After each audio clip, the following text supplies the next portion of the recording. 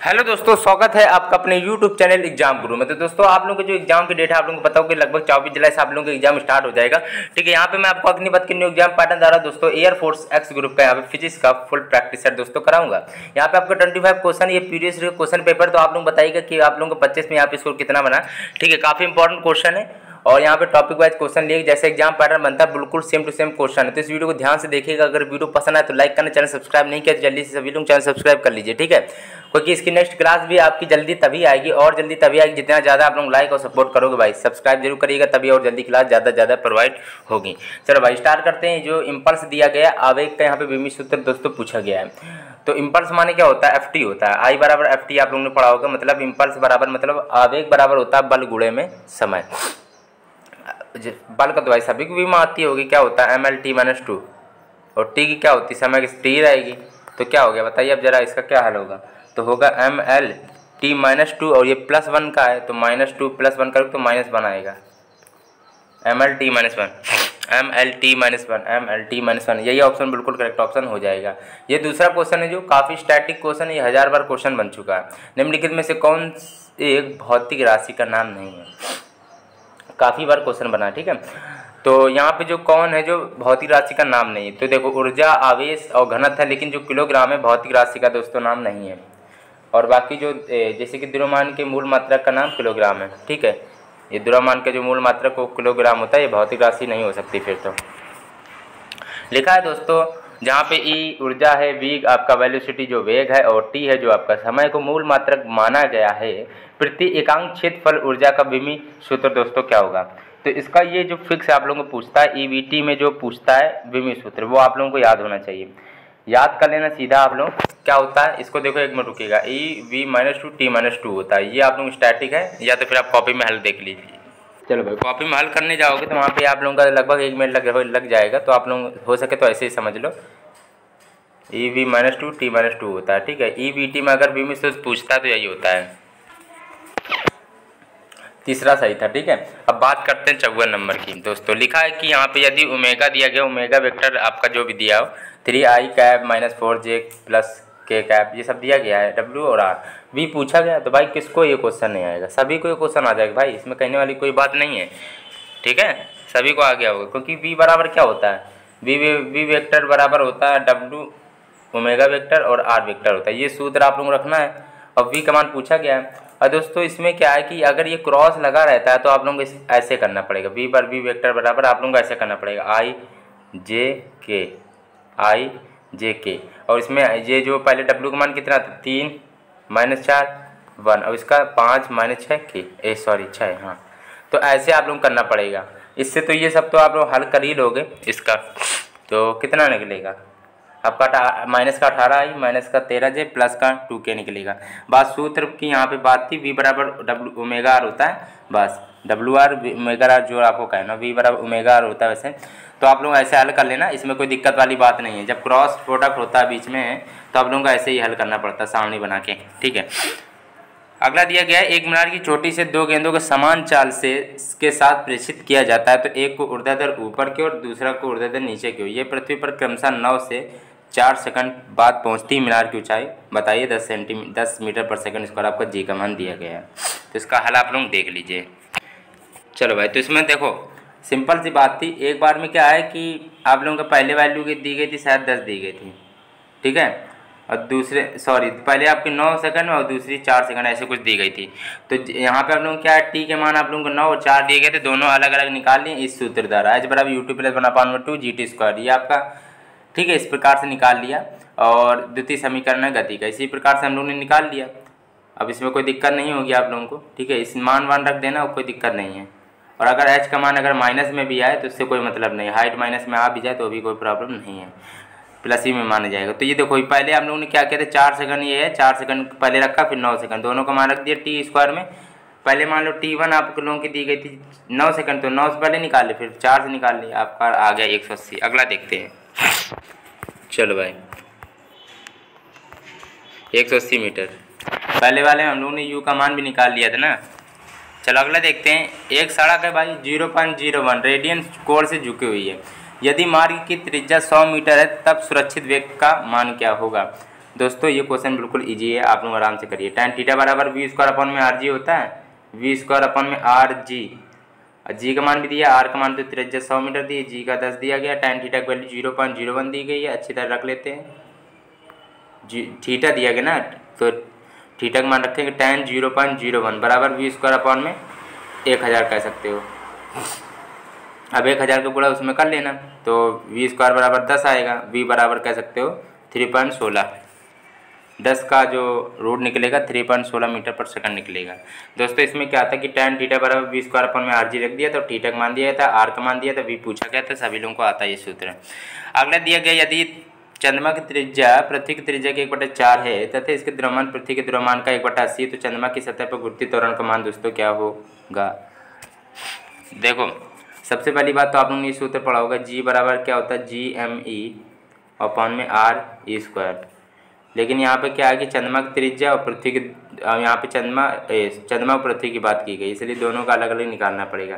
तो एक का जी मान ले रहे, एक का जी डैश मान ले रहे, ये होगा जी एम एम अपॉन में आर एम स्क्वायर हो गया। ठीक है, चलो अगला देख लेते हैं। अब इसमें क्या, इसकी वैल्यू आप लोग क्या बट्टे में इसमें पूछा गया है ना, तो चंद्रमा की सतह पर गुरुत्वीय त्वरण का मान, तो हम लोग अनुपात में निकाल लेंगे, जी डैश बट्टे जी बराबर हो जाएगा एम एम बट्टे में एम ई गुणे में, या फिर ऐसे कर लो आर ई आर एम। आराम से देखो, ध्यान समझिएगा, सूत्र ही इंपॉर्टेंट है इसमें। ठीक है, इसमें 1/80 दिया गया था, यहाँ पे पृथ्वी का जो द्रव्यमान है जो हमने माना 1/80 दिया गया था, और इसमें आर ई बटे आर कितना दिया, 4/1 दिया गया है।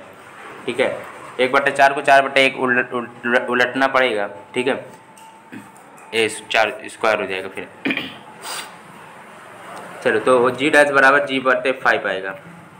ठीक है, अब किसको किसको समझ में नहीं आया, जैसे कि हमने इसको इस फॉर्म में लिखा था, जी डैश बटे जी को लिख दिया था एम एम अपॉन में एम ई अपॉन में आर ई बटे आर एम, ऐसे स्क्वायर में था। जब ये ऊपर जाएगा तो ये संख्या पलट गई थी नीचे की, इसलिए 4 में लिख दिया था। दोस्तों वीडियो को ज़्यादा से ज़्यादा लाइक करो भाई, और फिजिक्स के अगर आप लोगों को काफ़ी 100 क्वेश्चन भी देखने हैं तो आप लोग कमेंट में बताइएगा, मैं 100 क्वेश्चन भी आपको कराएंगे। ठीक है, लेकिन भाई सपोर्ट इस समय बिल्कुल नहीं कर रहा, आप लोग बिल्कुल पता नहीं वीडियो देख ही नहीं रहे हो। लगभग 7.5 लाख फॉर्म भरे गए थे, 7.5 लाख। ठीक है, लेकिन फिर भी पता नहीं कोई देख ही नहीं रहा। यदि एक सरल लोला की लंबाई में 2% की वृद्धि कर दी जाए तो उसके आवर्तकाल पर क्या। चलो भाई, ये आपका दिया गया दोस्तों, यदि एक सरल लोला की लंबाई 2% बढ़ा दी जाए, 2% वृद्धि कर दे तो उसका आवर्तकाल क्या होगा। तो समझिएगा ध्यान से, आप लोग सबसे पहले ऐसे कर लो, मान लो L1 बराबर L था, तो यहाँ पे लंबाई में वृद्धि कर दी गई होगी, तो L2 बराबर यहाँ पे 2% की गई है। ठीक है, तो 2/100 को आप लोग लिख लो 1.02 लिख दो, 1.02 L1। ठीक है, वृद्धि कर दी जाए। ठीक है, वही L1 में इतनी वृद्धि कर दिए तो L2 बराबर 1.02 आपका आ जाएगा L1। ठीक है, इसमें कोई दिक्कत वाली बात तो है नहीं। ठीक है, अब इसमें क्या करना है कि आप लोग ये कर लेना, देखो आप लोग ये सूत्र पढ़ा होगा, अब T2/T1 बराबर होता है रूट में L2/L1। ये पैटर्न से ही क्वेश्चन आप लोग हल कर लीजिएगा। तो L1 जो भी दिया गया हो, सॉरी L2/L1 होता है, T2/T1 बराबर रूट में L2/L1 होता है। L2 की वैल्यू 1.02 L1 दिया बटे L1 कट गया, रूट में 1.02 क्या लिख सकते हैं, 1.01 लिख सकते हैं, जो कि आप लोगों का राइट ऑप्शन, मतलब 1% की वृद्धि दोस्तों आपको देखने को मिल जाएगी। इसमें कोई दिक्कत वाली बात है नहीं। ठीक है, कोई दिक्कत तो है नहीं आप लोगों को। चलो अगला देखते हैं। यहाँ पे लिखा दोस्तों है,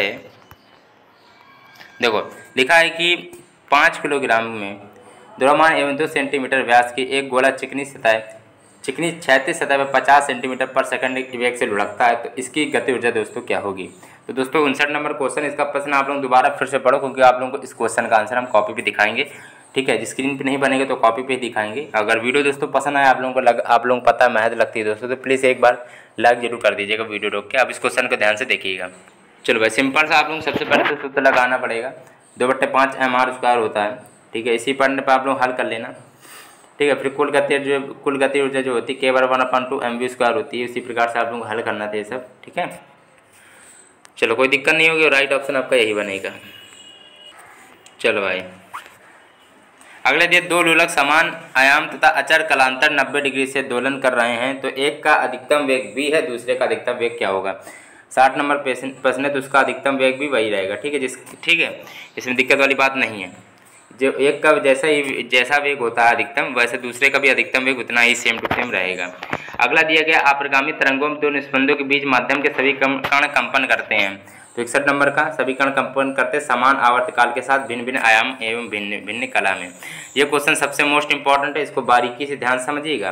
दो तरंगे जिनकी लंबाइयाँ आपकी दी गई 50 सेंटीमीटर, 51 सेंटीमीटर, ठीक है। तो अब इसमें 12 विस्पंद पर सेकंड उत्पन्न करते तो ध्वनिक वेग क्या होगा। तो आप लोग ये सूत्र पढ़ा है कि नहीं, इसमें देखो ध्वनिक वेग पूछा गया है। तो λ1 λ2 दिया गया है, ठीक है। अब ये सेंटीमीटर में दिया, तो इसके जो आंसर वो तो मीटर में आ रहे हैं, तो सेंटीमीटर को मीटर पहले कन्वर्ट करो तो कितना आएगा। तो λ1 आ जाएगा आपका, सीधा हम लिख दे रहे 0, क्योंकि आप लोग उससे 100 भाग देंगे ना, तो 0.5 मीटर आएगा, 0.5 मीटर आएगा। अब λ2 का निकाल ले रहे हैं इसी प्रकार से, तो 0.51 आपका मीटर आएगा, ठीक है। अब इसमें क्या है कि ध्वनिक वेग दोस्तों पूछा गया था। विस्पंद आपका 12 है, कोई बात नहीं। ध्वनिक वेग v बट्टे λ1 माइनस का v बट्टे में λ2 बराबर 12, ये पैटर्न होता है करने का, ठीक है। इसी पैटर्न से आप लोग हल कर लेना। सूत्र देखो, जब v आपका दिया जाए, वो λ1 λ2 दिए जाते हैं दोस्तों, तो इसके लिए आप लोगों का अगर विस्पंद भी दिया जाता है तो उसके लिए पूरा सूत्र आपका होता है v बट्टे λ1 माइनस v बट्टे λ2 बराबर में होता है, कह सकते हो कि 12 विस्पंद होता है, बराबर विस्पंद होता है दोस्तों। इसी पैटर्न से आपको हल करना है, ठीक है, कोई दिक्कत वाली बात नहीं होगी, ठीक है। देखो ये बिल्कुल सही है आप लोगों का। चलो हल भी कर दे रहे हैं। v बराबर होता है 12, फिर आप लोग हल कर लेना 12 गुणे 0.5 गुणे 0.51 आप लोग मान सकते हो। अगला दिया गया है, ये मान लिया था ना 0.50 और 0.51, और बट्टे में आप लोगों का था 0.01, तो आंसर आएगा 3.06 गुणे में 100 को गुणा करेंगे तो 36 मीटर पर सेकंड आ जाएगा। सबसे पहले तो इसको मीटर पर सेकंड में आप लोग कन्वर्ट करना है दोस्तों, और ध्वनिक वेग पूछा जाए और स्पंद अगर साथ में दिया जाता है तो v बट्टे λ1 माइनस का v बट्टे λ2 बराबर विस्पंद होता है। इसी पैटर्न से कर लिया, और यहाँ पे क्या किया था, v कॉमन ले लिया, तो 1 में λ1 कितना था आप लोगों का 0.5 माइनस का 1 λ2 कितना था 0.51 बराबर विस्पंद आपका 12 था। इसी पैटर्न से दोस्तों हमने हल किया था, राइट ऑप्शन आप पहुँच गए थे। लिखा है कि भाई समन सही बताना भाई। चलो देखते हैं इसमें, Q बराबर CV होता है और V बराबर Q अपॉन में C होता है, V बराबर Q अपॉन में C होता है। आवेश बटे धारिता, सही पहला। अगला दिया गया, यदि किसी इलेक्ट्रॉन का प्रारंभिक वेग विद्युत क्षेत्र की दिशा से भिन्न दिशा में है तब इलेक्ट्रॉन का मार्ग क्या होगा। तब इलेक्ट्रॉन का मार्ग परवलयाकार होगा। अगला दिया गया है, R त्रिज्या के एक तार का प्रतिरोध R है, इसको खींचकर R बटे तो त्रिज्या कर दी जाती है, तब इसका प्रतिरोध दोस्तों क्या हो जाएगा।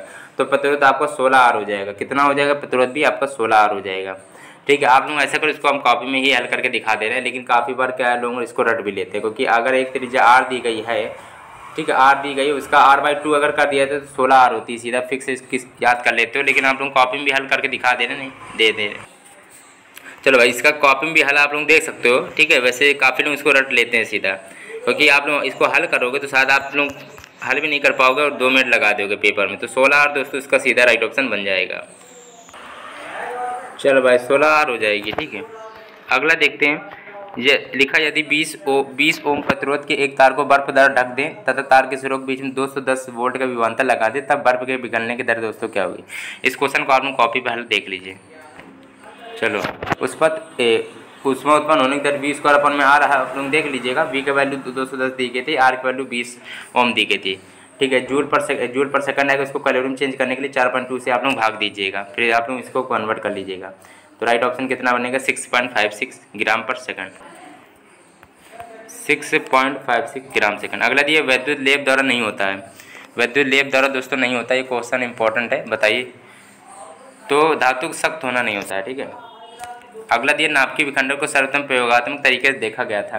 तो 68 नंबर का राइट ऑप्शन हो जाएगा, हुन एवं स्टोर्समैन द्वारा। अगला दिया गया, परमाणुओं की नाभि में पाए जाने वाले एक सापेक्षतया भारी एवं उदासीन कण को क्या कहते हैं। 69 का तीसरा, न्यूट्रॉन। जी और स्मॉल जी में जो अंतर है दोस्तों, ये काफ़ी बार पूछा गया। तो अभी सूत्र में बताया था, स्मॉल जी बराबर GM बट्टे में R स्क्वायर होता है, तो पहला ही सही हो गया।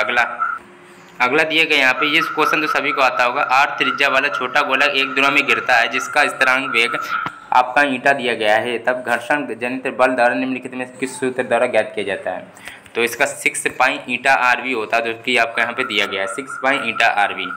अगला दिया गया, ये आपका ईंटा यहाँ पे होता है ऐसे, ठीक है। इसको श्यानतम ईंटा ही इसको पढ़ना, ठीक है। अगला देखते हैं, लिखा क्या है, एक द्रव एक ठोस की सतह को नहीं भिगाएगा यदि संबंधित कोण। दोस्तों काफ़ी इंपॉर्टेंट क्वेश्चन आ गया आपको। अधिक कोण, जब 90 डिग्री से अधिक कोण होता है, 90 डिग्री से अधिक जब दिया जाता है तो उसको ठोस को नहीं भिगा पाएगा। एक आदर्श गैस 70 डिग्री सेल्सियस पर 760 mm मरकरी का दाब रखती है। इसको विद्युत रूप से दबाया जाए ताकि इसका आयतन आधा हो जाए। तो अंतिम तापमान गामा बराबर आपका 1.4 आपका है। तो बताना आपको क्या होगा। चलिए तो इसको आप लोग कॉपी में देख लीजिए। चलो भाई, तो कॉपी में हल कर देते हैं जिससे कि आप लोगों को कोई परेशानी ना हो, ठीक है। तो इसका क्या 110 डिग्री सेल्सियस बनेगा आप लोगों को। इसको बस सिंपल से वही सूत्र लगाया था, दोष परिवर्तन द्वारा T2। सबसे पहले तो इनको केल्विन चेंज किया था, ठीक है। अगर आंसर डिग्री सेल्सियस में देखो 110 डिग्री सेल्सियस आंसर आ गया था, क्योंकि आंसर डिग्री सेल्सियस में आ रहा था ना, जितना भी केल्विन में है तो उसको 273 घटा दिया तो 1 सेल्सियस में आ जाएगा। और T2/T1 बराबर होता है V1/V2 और गामा -1 होता है। ऐसे कर सकते हो, ठीक है। तो आराम से कर लिया होगा। 110 डिग्री सेल्सियस श्यानता निकटतम रूप से संबंधित है। चौथा नंबर दिया गया दोस्तों। इसका बताइए राइट ऑप्शन दोस्तों क्या बन सकता है। इंपॉर्टेंट है, चौथा नंबर बताइए। तो चौथा सही हो जाएगा। श्यानता निकटतम संबंधित है इन सभी के साथ, जैसे घर्षण, घनत्व और वेग के साथ में। 75 नंबर दिया गया किस बैटरी से डिश धारा को प्रतिधारा के रूप में रूपांतरित करने वाला उपकरण है। मतलब डिश धारा को प्रतिधारा, DC को AC में चेंज दोस्तों करता है जो, तो आपका ऑसिलेटर होता है। दोस्तों काफ़ी इंपॉर्टेंट था, आप लोग गलत मत करिएगा। जो DC को AC में कन्वर्ट करता है वो ऑसिलेटर होता है, ठीक है। अब दोस्तों यहाँ पे 25 क्वेश्चन दोस्तों कराते काफ़ी इंपॉर्टेंट थे और इससे कठिन पेपर आप लोगों को दोस्तों नहीं बनेगा, ठीक है। अगर आपको वीडियो पसंद आए तो लाइक करना, चैनल सब्सक्राइब दोस्तों नहीं किया है तो सभी लोग चैनल सब्सक्राइब कर लीजिएगा।